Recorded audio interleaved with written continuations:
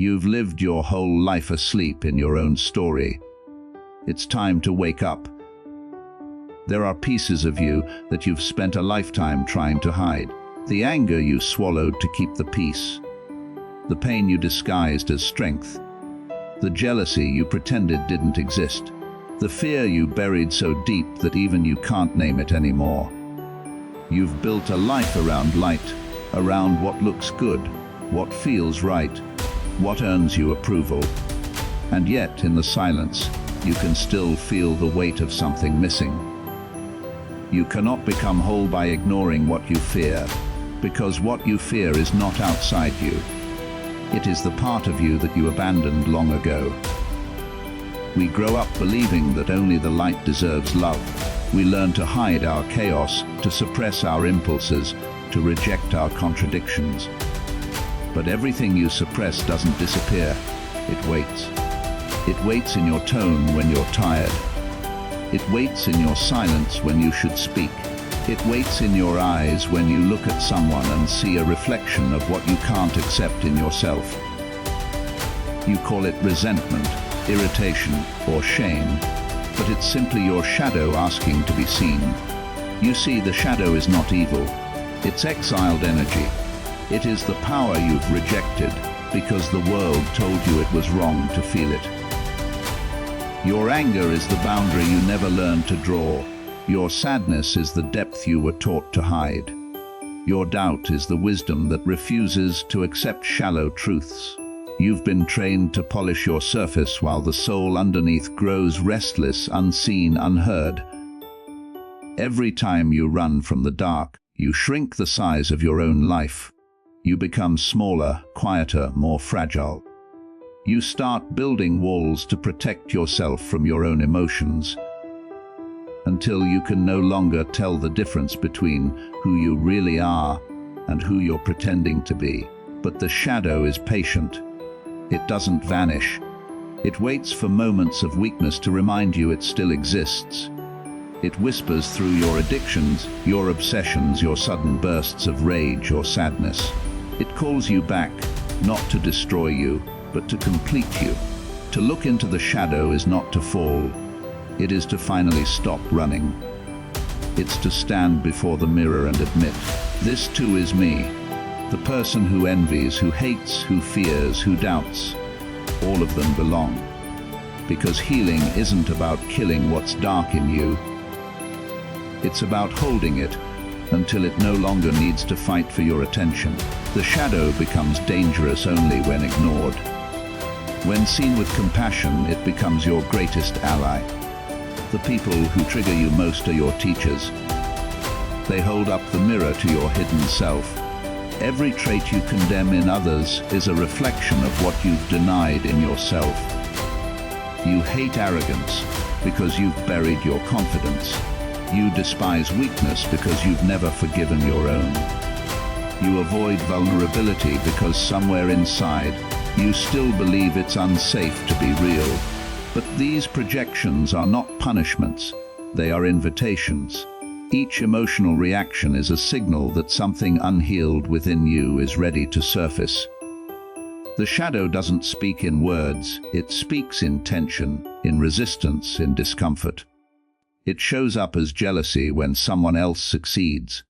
It appears as guilt when you start choosing yourself. It manifests as anxiety when you're about to break an old pattern. And if you listen closely, beneath every uncomfortable emotion is a single message.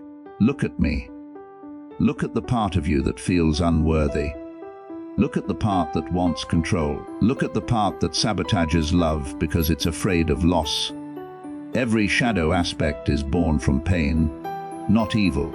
Every dark impulse once served to protect you. You became angry to survive neglect. You became numb to survive heartbreak. You became controlling to survive chaos. And yet, those same defenses that once saved you are now the same ones keeping you from peace. To integrate the shadow is to meet yourself with truth. To stop pretending that you are only light, because the light without the dark is not wholeness, it's performance. Wholeness means you can look at every wound, every mistake, every impulse, and still say, I am human. It means you no longer divide yourself into good and bad, worthy and unworthy. It means you allow your pain to coexist with your joy, your fear to coexist with your courage. You stop fighting yourself and start listening to what your darkness has been trying to tell you all along. When you look honestly into your own shadow, something sacred happens. You realize that the monster you feared was never a monster at all. It was a child you abandoned, and as you turn toward it with compassion instead of judgment, it softens. Your anger transforms into clarity. Your jealousy becomes motivation. Your pain becomes empathy. Your fear becomes intuition. What once felt like poison becomes medicine. There is a light that can only be found by walking through the dark. A peace that comes not from avoiding what hurts, but from embracing it. When you face your shadow, you reclaim every piece of yourself that you left behind in order to be loved. You realize that love was never meant to come from perfection. It was meant to come from truth.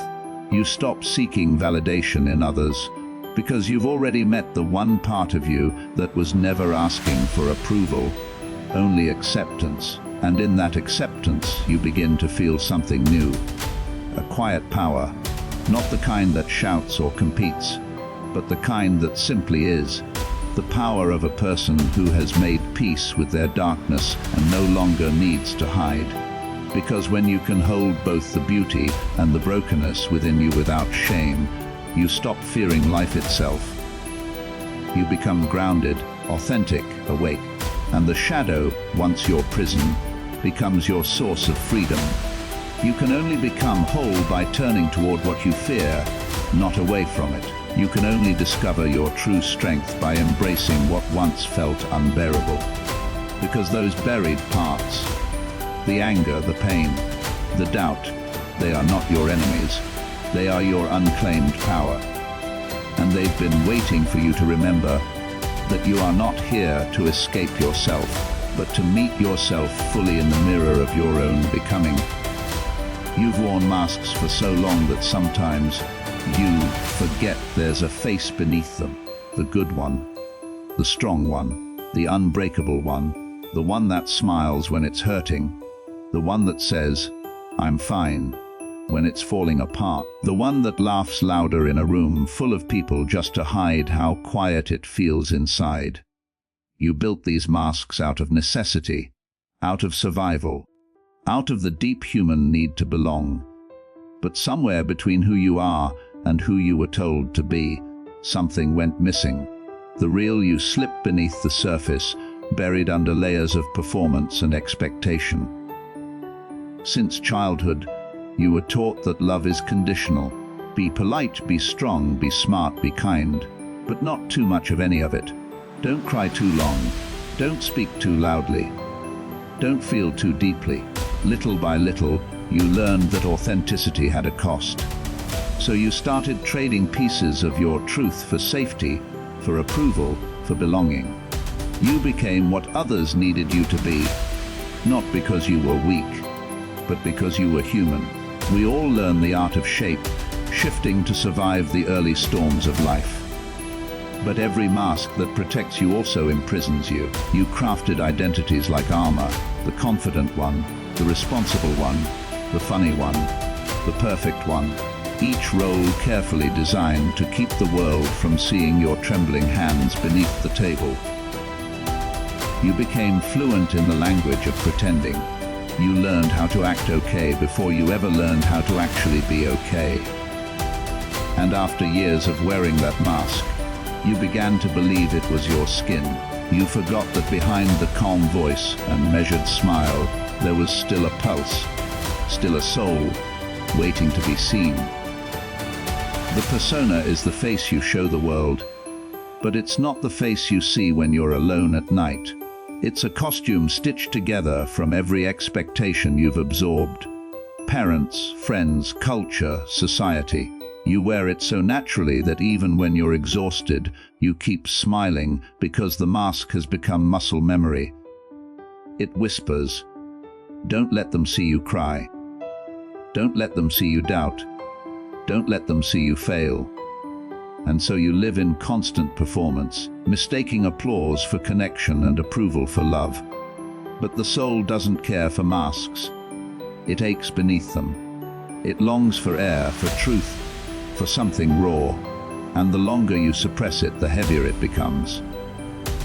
Because no matter how perfectly you perform, you'll always feel a quiet unease, the tension of living in a role that doesn't fit anymore.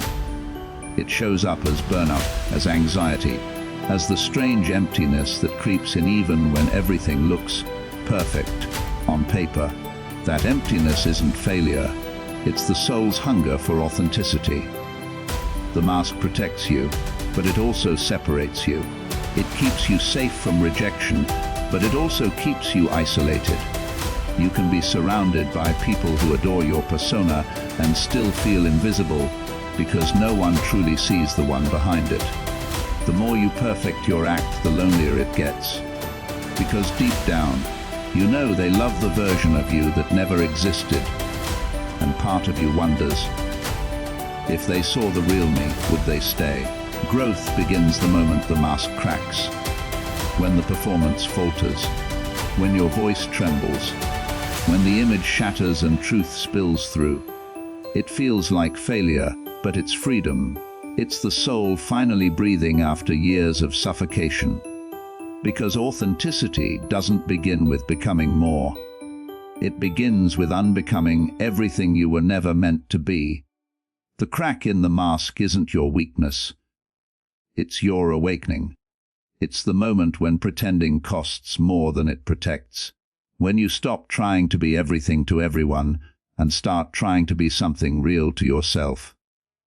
It's messy. It's uncomfortable. But that discomfort is the pulse of life returning. The self that's been buried under roles and expectations starts to rise.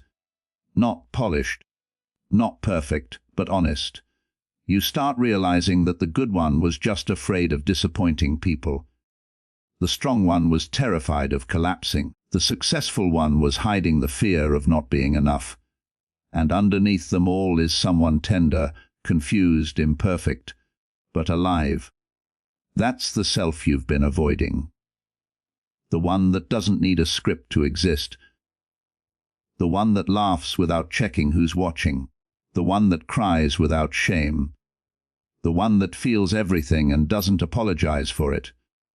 To remove the mask is to risk being misunderstood, rejected, even abandoned. But it's also the only way to ever feel seen. Because what's the point of being loved if it's only the costume they love?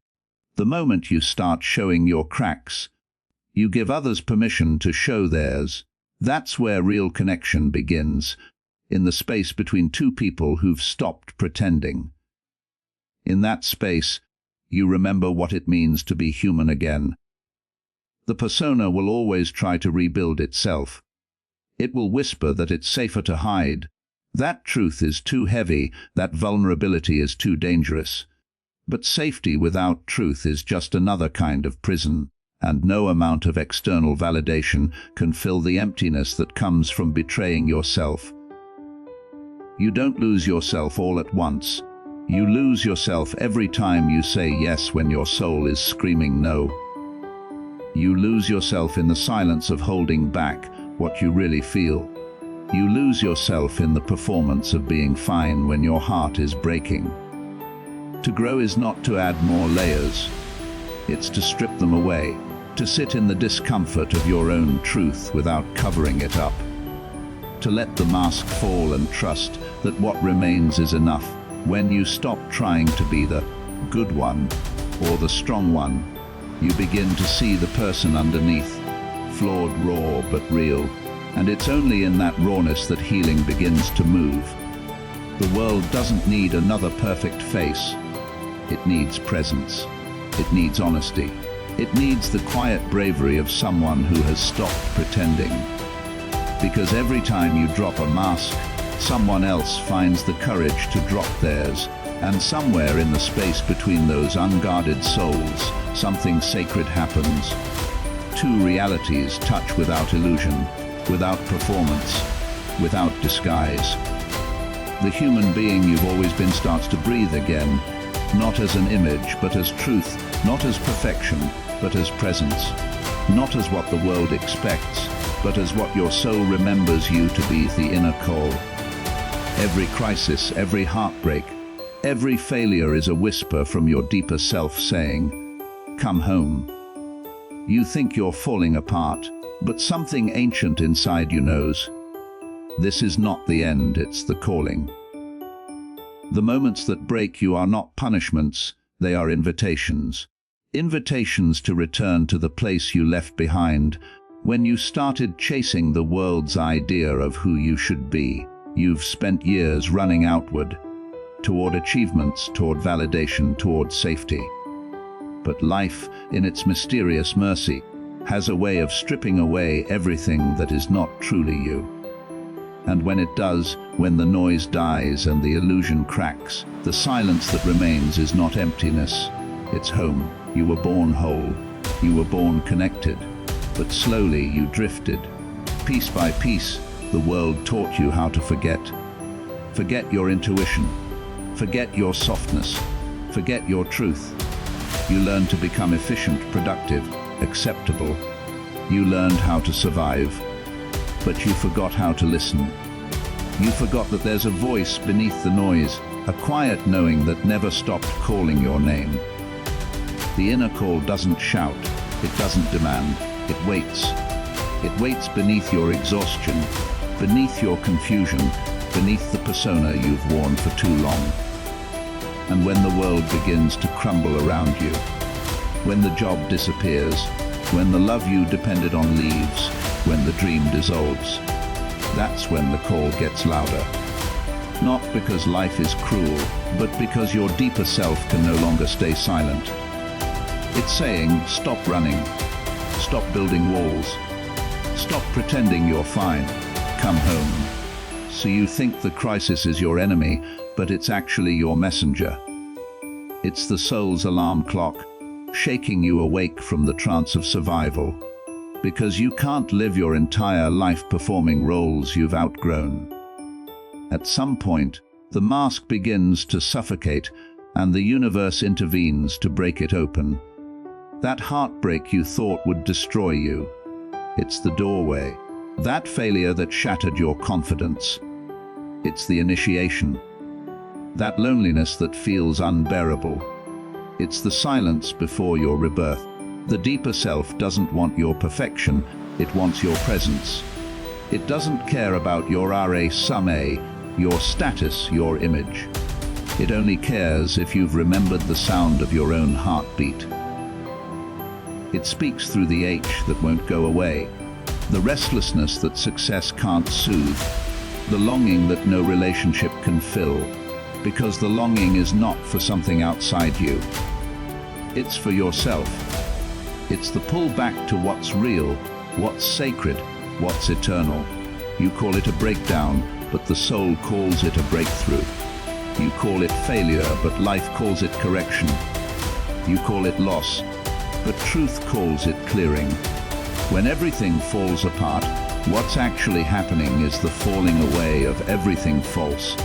You are being returned to what cannot be taken, the stillness within you that never leaves. We spend so much of our lives searching for purpose, for meaning, for belonging. We chase it through people, through places, through possessions. But nothing satisfies for long, because the hunger isn't for something new, it's for something remembered. That's the inner calls, the memory of who you were before the world told you who to be.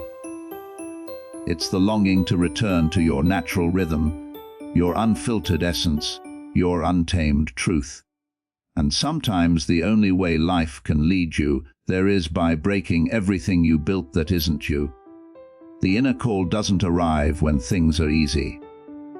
It finds you when you're tired of pretending, when the life you've built no longer feels alive, when the things that used to excite you now feel hollow. That's not failure. That's the first sign of awakening, because the soul cannot stay comfortable in a life built from fear. It will keep sending signals, anxiety, dissatisfaction, chaos, until you finally stop and listen. And when you do, you realize the call was never somewhere far away. It's been echoing inside your chest all along. The pain you feel is sacred. It's the fire that burns away everything false. It's the dismantling of the old identity that can no longer hold your truth. Every ending is the beginning of remembrance. The loss is not punishment, it's guidance. The silence is not emptiness, it's clarity. The confusion is not chaos, it's transformation. The deeper self speaks in paradox, and if you listen not with your mind, but with your heart, you'll understand its language. When the inner call arrives, it doesn't ask for answers. It asks for surrender. To let go of the stories you've told about who you are. To let go of the timelines, the expectations, the control. It asks you to trust that there's wisdom even in the unraveling. That there's a map hidden inside the very pain you're trying to escape. And when you stop fighting it, when you allow the collapse to happen, you discover that nothing real was ever lost. Only illusions, only masks. Only the versions of you that were never true to begin with. You start to see beauty in the breaking. You start to see how life dismantles everything that keeps you from seeing clearly. You start to see that every person who left was never meant to stay in the chapter you're outgrowing. You start to see that every failure was simply a redirection toward alignment.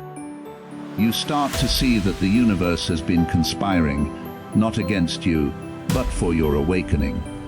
Because the deeper self doesn't care about comfort, it cares about truth. And truth often feels like destruction before it feels like freedom. There comes a moment when you can't run anymore, when you realize that no achievement, no possession, no relationship can substitute for your own presence. That's when the call becomes undeniable. It's not a voice in your head. It's a vibration in your bones. It's the pull toward simplicity, toward silence, toward what's real. And once you start to follow it, life begins to rearrange itself. The chaos softens. The noise fades. The pieces start to make sense. Not because everything outside you is fixed, but because something inside you has come home. The inner call is not a destination. It's not found in books or gurus or achievements. It's the path itself, the ongoing movement toward deeper honesty, deeper love, deeper being. It's the willingness to walk through fire just to remember the warmth of your own light. It's the whisper that says, stop searching, stop running, just listen.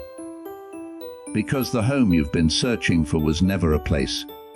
It's the stillness behind your thoughts, the awareness behind your eyes, the quiet presence that's been waiting patiently beneath every story, beneath every wound, beneath every version of you, whispering the same simple truth again and again.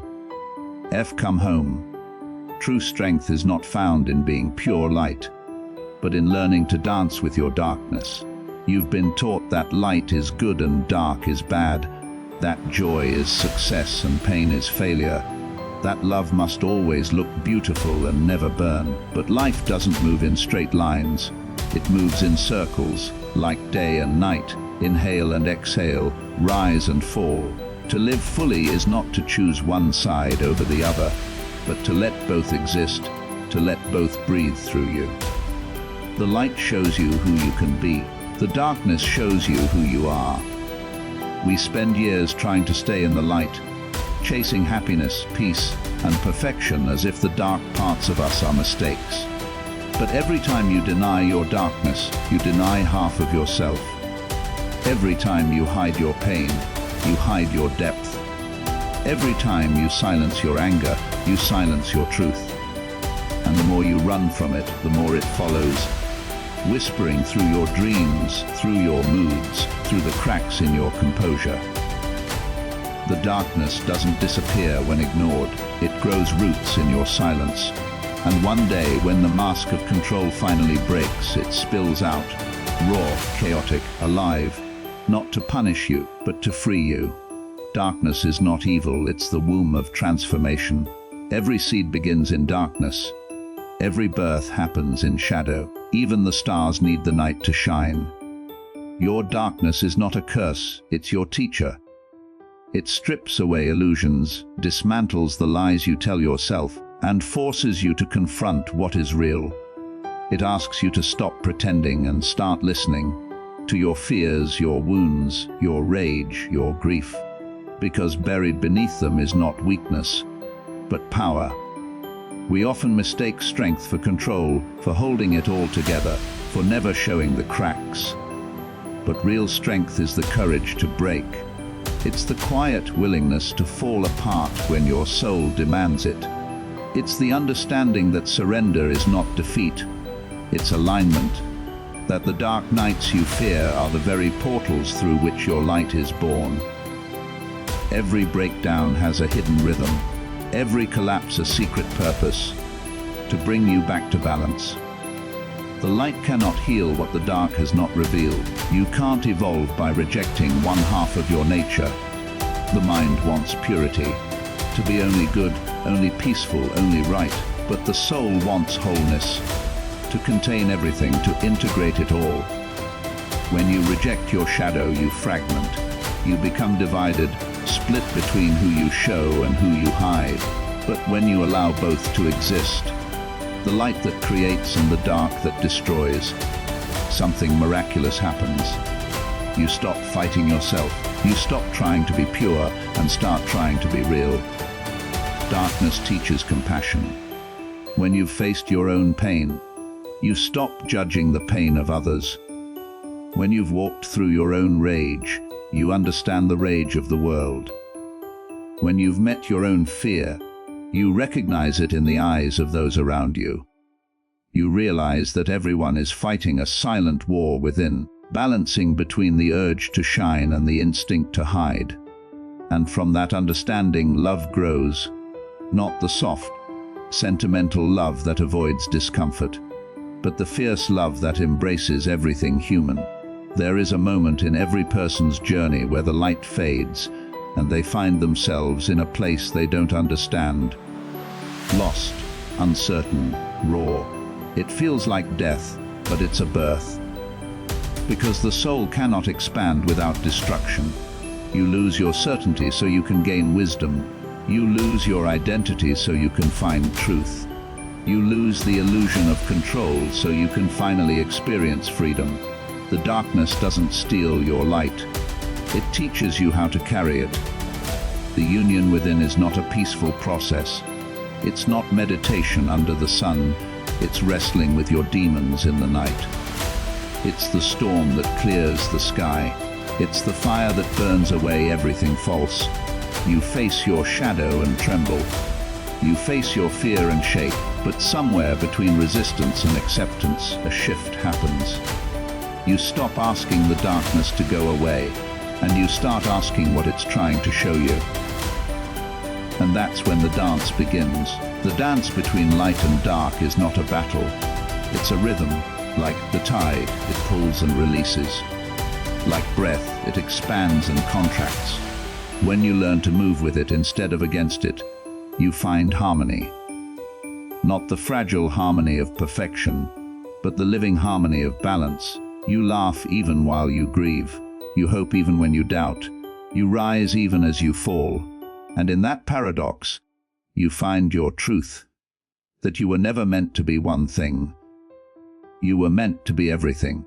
We are taught to admire the light in people, their calmness, their kindness, their achievements. But the people who have truly lived carry both fire and tenderness in their eyes. They've met their monsters and learned to hold them with grace. They've been broken and remade so many times that their light is not innocent. It's earned. Their peace is not Na'vi. It's forged through storms. Because light that has never touched the dark is not wisdom, it's illusion. The deepest souls are the ones who have learned to sit in the shadows and still see beauty. When you stop dividing yourself into acceptable and unacceptable parts, you begin to heal. You no longer need to suppress your anger. You can listen to what it's protecting. You no longer need to hide your sadness. You can feel its tenderness. You no longer need to escape your fear. You can learn from its warning. Every emotion becomes sacred. Every experience becomes a teacher. Wholeness doesn't mean perfection, it means inclusion. You accept that you are both the wound and the healer, both the question and the answer, both the flame and the ash. This is what it means to dance with your darkness, not to conquer it, but to move with it. To let it shape you, soften you, deepen you. To let it remind you that light is not something you find, but something you become once you've walked through the dark and refused to close your heart. Because the shadow is not your enemy. It's your reflection, waiting to be loved back into the light. And when you finally hold both in your hands, the brilliance and the brokenness, the peace and the pain, the beauty and the chaos, you discover that they were never separate at all, but two notes in the same divine song, forever playing inside you. The person you think you are is only the surface. The name, the face, the story. They're temporary garments, stitched together from memories, opinions, and expectations. You wear them so long that you start to mistake them for your skin. But beneath all that noise, beneath the endless narration of who you believe yourself to be, there's something deeper. Something vast, still, and eternal. A silent consciousness that has watched everything you've ever done without judgment, without fear, without need. It's been there through every victory, every heartbreak, every failure, unchanged, untouched. And the moment you turn inward, the moment you pause and listen beyond thought, you can feel it breathing quietly beneath the chaos of your mind. Most people live their entire lives as a collection of identities. They say, I am this, I am that, I am my job, I am my body, I am my history. But these are just temporary roles written by time. You are not your story, you are the awareness reading it. You are not the waves of emotion. You are the ocean they rise from. But because the world keeps you distracted, always performing, always reaching, you rarely stop long enough to remember. You become addicted to motion, to definition, to proving your worth. And in that constant motion, you forget your stillness. The identity you defend so fiercely was never truly yours. It was built by your surroundings, shaped by family, culture, belief, and fear. You inherited names and ideas long before you could choose them. You were told who to be, what to value, what to hide. You learned that love was earned, that worth was measured, that failure was shame. And so you began building walls, images, reputations, all in service of an illusion. The illusion that if you become enough of something, you'll finally feel whole. But wholeness was never lost. It was just buried. Life, in its wisdom, eventually begins to dismantle everything false. It does not do this to punish you, but to awaken you. The things you cling to start slipping away. The titles, the relationships, the achievements, all begin to feel fragile. And in that fragility, you begin to sense the truth. That who you are cannot be something that can be taken, because anything that can be lost was never truly you. When the old identity starts to crumble, fear arises. You feel empty, uncertain, unanchored. You cling to the old stories, desperate for something solid. But identity death is not real death. It's rebirth. It's the falling away of everything borrowed, everything artificial, everything you no longer need. It's the sacred unraveling that makes space for what was always hidden beneath. And though it feels like losing yourself, it's actually the beginning of remembering. You begin to notice moments of silence between thoughts, a space that feels strangely familiar. You start to sense that you are not your mind, not your emotions, not your constant striving. You start to watch yourself from a deeper place, a quiet witness who doesn't judge or grasp, only observes. That awareness has always been there. It was there when you were a child, before the world told you who to be. It was there when you laughed, when you cried, when you failed, when you changed. It's not something you develop, it's something you uncover. The rebirth of identity begins with surrender. Not the surrender of weakness, but of truth. The willingness to let the mask fall and the roles dissolve. The courage to say, I don't know who I am anymore. And to find peace in that not knowing. Because only when you stop clinging to labels can the real self emerge. It's not the self that needs to be admired or understood. It's the self that simply is. The one that existed before you learned the word I. In that stillness, the boundaries between you and the world begin to blur. You start to see that the same consciousness within you is within everything. The trees breathe it, the rivers move with it, the stars burn by it. You begin to understand that the universe isn't happening to you. It's happening through you. You are not separate from existence. You are existence experiencing itself as you. Every sound, every sensation, every breath is an echo of the same source. And when that realization dawns, identity becomes fluid, no longer a cage, but a dance. But the ego resists. It doesn't want to dissolve, it wants control. It whispers, without your story, who will you be? Without your pain, what will you feel? And for a while you'll listen. You'll try to rebuild the old structures, to reattach to names and roles. But each time you do, something feels off, hollow, incomplete. Because once you've tasted the truth of what you are, the old identity can never fully satisfy again. You can play the roles, but you no longer believe in them. You wear your name like clothing, useful, but not essential. The rebirth of identity is not about becoming someone new, it's about dissolving into what has always been. It's the moment when awareness wakes up from the dream of separation and realizes it was never the character. It was the dreamer. It's when you stop chasing meaning and start embodying it. When you stop trying to fix yourself and start recognizing that there was nothing broken to begin with. When the question, who am I, becomes less of a search and more of a surrender.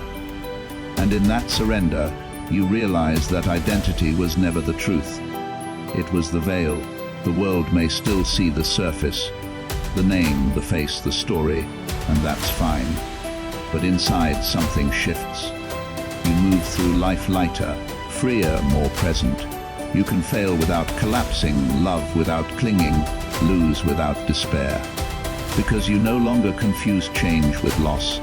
You've seen that beneath the movement, there's an unshakable stillness. And that stillness is who you are. You begin to understand that the self is not a person, but a field. A vast, silent consciousness watching the play of life unfold. It takes shape as you, as others, as everything you experience. And when you see this clearly, compassion arises naturally. You can no longer harm another because you see no other. You can no longer fear death because you see no end. You can no longer cling to identity because you know it was never the source, only the shadow of something infinite. The person you think you are is the wave, the one who watches is the ocean. The surface shifts, crashes, reforms, but the depth remains untouched. And when you finally sink beneath the surface of your own becoming, you don't find a new version of yourself. You find the timeless presence that has always been watching, waiting. Remembering life isn't about becoming someone new. It's about remembering who you've always been.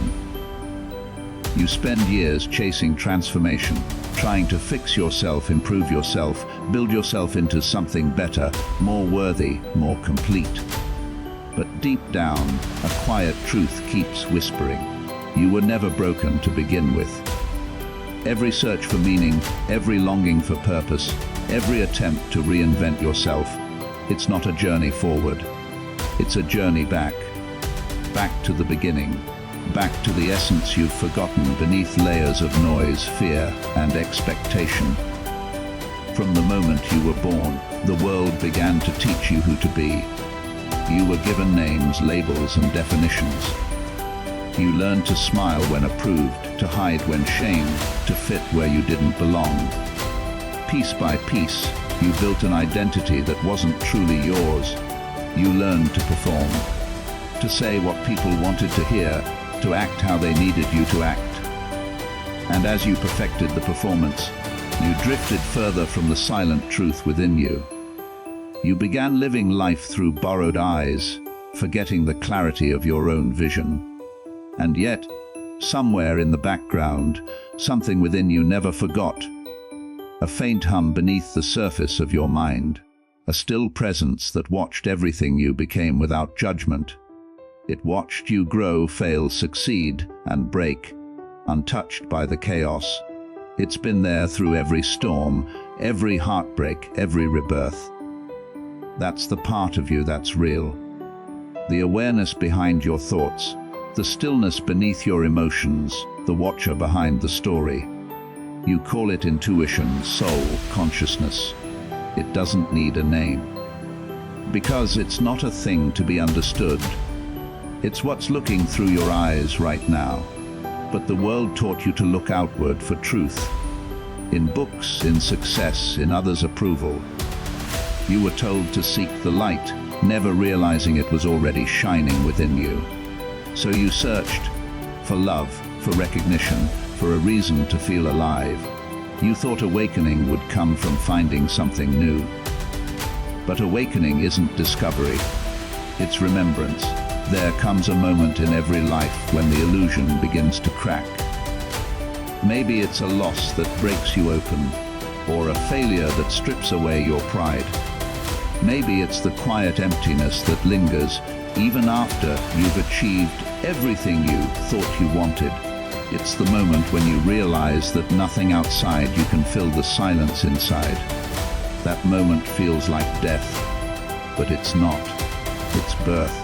It's the falling away of the false self. It's the moment the mask shatters and you see the face beneath it for the first time. Awakening doesn't look like light pouring from the sky. It looks like stillness in the middle of chaos. It feels like being nothing and realizing that nothing is everything. It's the soft awareness that begins to see life differently, not as something happening to you, but through you. You stop chasing and start noticing. You start listening, not with your mind, but with your being. The same energy that flows through stars, through oceans, through every living thing. You feel it breathing as you. You begin to understand that you were never separate, never small, never unworthy. The path to awakening is not about adding more. It's about unlearning. Unlearning the lies you've inherited about what it means to be enough. Unlearning the idea that worth must be earned. Unlearning the belief that peace is somewhere far away, waiting for you to reach it.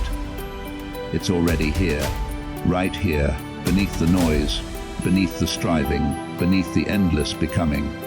All that's required is stillness. The courage to stop running and listen to what's always been there. You begin to see that every experience, even the painful ones, was a part of this remembering. The heartbreaks, the failures, the moments you thought would destroy you, they weren't obstacles. They were invitations. Each one broke away another layer of illusion, another false identity, another mask. Pain was never punishment, it was the medicine that woke you up. Every loss you mourned was making space for something real. Every confusion, every doubt, every collapse, all of it was the universe whispering, wake up. When you start to awaken, life doesn't suddenly become perfect, but your relationship with life changes completely. You stop fighting reality. You stop trying to control every outcome and instead begin to flow with what is. You start trusting, not because everything is easy, but because you know there's something within you that cannot be shaken. You begin to understand that what you truly are can never be lost, damaged, or diminished. The form changes, but the essence remains. The real awakening is profoundly simple. It's the realization that you are the awareness experiencing the human story, not the story itself. You are the space in which thoughts rise and fall, not the thoughts.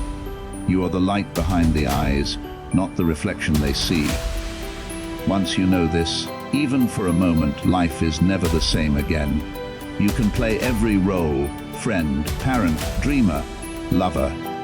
But you no longer forget that they are roles. You no longer confuse the costume for the consciousness wearing it.